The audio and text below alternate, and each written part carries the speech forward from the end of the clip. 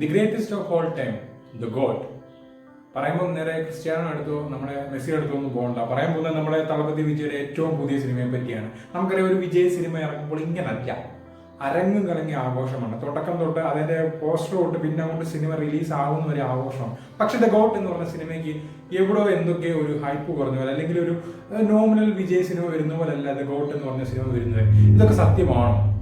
The got, Venkat Prabhu Vijay combo ഒന്നിക്കുന്ന ആദ്യ സിനിമയാണ് ദ ഗോട്ട് എന്ന് പറയുന്നത്. നമുക്കറിയാം, വെങ്കട് പ്രഭു എന്ന് പേര് കേൾക്കുമ്പോൾ ഒറ്റ സിനിമയെ നമ്മുടെ മനസ്സിൽ ആദ്യം വരുന്നുള്ളൂ, മങ്കാത്ത. അതുപോലൊരു കൾട്ട് ക്ലാസ് ഐറ്റം ഇനിയും ഉണ്ടാകാൻ സാധ്യതയില്ലെന്നല്ല, ഇനി ഉണ്ടാവില്ല. അത് വെങ്കട് പ്രഭു തന്നെ പറഞ്ഞു, ഇനിയൊരു മങ്കാത ഉണ്ടാകില്ല എന്ന് പറയും. കാരണം അത്രയ്ക്കും ക്ലാസിക്കാണ് എല്ലാ രീതിയിലും. അപ്പം അതിനും ഹൈ ആണ് എന്നാണ് ദ ഗോട്ട് എന്ന് പറഞ്ഞ സിനിമ എന്ന് പറയുന്നത്. അതായത് മങ്കാത്തേക്ക് 100 ടൈംസ് ബെറ്റർ ആണ്, അല്ലെങ്കിൽ ഭയങ്കര ഒരു ഹൈ ആണ് നമ്മുടെ ദ ഗോട്ട് എന്നാണ് വെങ്കട് പ്രഭു വിശേഷിപ്പിക്കുന്നത്. അതുപോലെ തന്നെ ഈ ഒരു സിനിമയുടെ ഏകദേശം കാര്യങ്ങൾ അജിത്തും അറിയാൻ, അജിത്തും ഗംഭീരമാകുമെന്നാണ് ആശംസിച്ചത്. ശരിക്കും പറഞ്ഞാൽ ദ ഗോട്ട് എന്ന് പറഞ്ഞ സിനിമയ്ക്ക് അത്രത്തോളം ഉണ്ട്. ഇതിനോടകം തന്നെ അതിന്റെ അണിയറ പ്രവർത്തകർ പല പ്രീ റിലീസ് ഇവന്റ് ഇറങ്ങി പറഞ്ഞാൽ നോർമൽ ഒരു വിജയ് സിനിമ പോലല്ല, പക്ഷേ ഇതിനൊരു ഹൈപ്പ് ഉണ്ട്.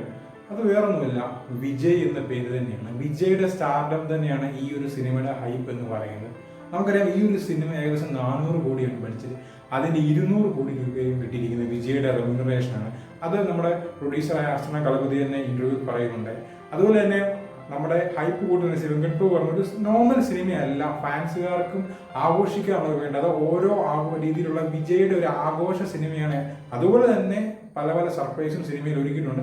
അതുകൊണ്ടാണ് ഈ ഒരു സിനിമയുടെ ടീസറും ട്രെയിലറൊക്കെ ഈ ഒരു രീതിയിൽ ഇറക്കിയിരുന്നത്. അതായത് കൂടുതലൊന്നും പറയാൻ പറ്റത്തില്ല. അപ്പം ഇതൊക്കെ കേൾക്കുമ്പോൾ സിനിമയുടെ ഹൈപ്പ് തന്നെയാണ് ഉയരുന്നത്. പക്ഷേ നമ്മൾ പറയും നോർമൽ വിജയുടെ സിനിമ പോലെ നിന്ന്, പക്ഷേ അങ്ങനല്ല. ഇങ്ങോട്ട് വരൂ, കേരളത്തിലേക്ക് വരൂ. ഹേമ കമ്മിറ്റിയുമായിട്ട് മലയാള സിനിമ ഒരു രീതിയിൽ ഇങ്ങനെ ആടി ഒളിഞ്ഞുകൊണ്ടിരിക്കുകയാണ് ഇപ്പോഴത്തെ. പക്ഷേ ഗോട്ട് എന്ന് പറഞ്ഞ സിനിമ അതൊന്നും ഇമ്പാക്ട് ചെയ്യുന്നത്. നമുക്കറിയാം, വിജയുടെ ഒരു ഫോർട്ടാണ് കേരളം എന്ന് പറയുന്നത്. ഇതിനോടകം തന്നെ 700 സ്ക്രീനിലെ ഏകദേശം 4000-ലധികം ഷോയാണ് ചാർട്ട് ചെയ്യുന്നത്. അപ്പൊ ഈ ഒരു സ്ക്രീൻ കൂടി വരും. കാര്യം സെപ്റ്റംബർ 5 റിലീസ് ചെയ്യാൻ 2 ദിവസം കൂടി ഉള്ളൂ. ഗംഭീരമായിരിക്കും. ഇതിനോടൊപ്പം തന്നെ പ്രീ സ്കെയിലൂടെ ഏകദേശം 2.60 കോടി രൂപയാണ് പ്രീ സ്കെയിലൂടെ കേരളത്തിന് കളക്ഷൻ വാങ്ങി. ചിലപ്പോൾ ഒരു പക്ഷേ ഇതൊരു 3 കോടി രൂപ ആയേക്കാം. അങ്ങനെയാണെങ്കിൽ ലിയോയുടെ FD റെക്കോർഡിന്റെ മേളിൽ പോകുമായിരിക്കും ദ ഗോട്ടിന്റെ കേരള FD എന്ന് പറയുന്നത്. അതുപോലെ തന്നെ പ്രീ സ്കെയിലൂടെ ലോകമെമ്പാടും ഏകദേശം 50 കോടി മുകളിലായി പ്രീ സ്കെയിൽ തന്നെ. അപ്പം വേൾഡ് വൈഡ് FD എന്ന് പറയുന്നത് 100 കോടി മുകളിൽ കഴിഞ്ഞു. ചിലപ്പോൾ ലിയോയെ കളിച്ചു വെക്കാം, അല്ലെങ്കിൽ ലിയോയുടെ ഒപ്പം എത്താം. എന്തായാലും ഇതൊക്കെ ഒറ്റ ഒരാളുടെ പേര് കൊണ്ടാണ്, വിജയ് എന്ന് പറഞ്ഞ സ്റ്റാർ. നമുക്കറിയാം, വിജയുടെ അവസാന സിനിമ, ഇതിന് ശേഷം ഒരു സിനിമകൾ കൂടി വിജയ് സിനിമ സ്റ്റോപ്പ് ചെയ്ത് നേരെ പൊളിറ്റിക്കൽസ് കളിക്കുകയാണ്. സോ അതുകൊണ്ട് തന്നെ ഈ ഒരു ഗോട്ട് എന്ന് പറഞ്ഞ സിനിമയുടെ ഏറ്റവും വലിയ ഹൈപ്പ് എന്ന് ചോദിച്ചു കഴിഞ്ഞാൽ അത് തളപതി വിജയ് തന്നെയാണ് നിസ്സംശയം പറയാൻ സാധിക്കും.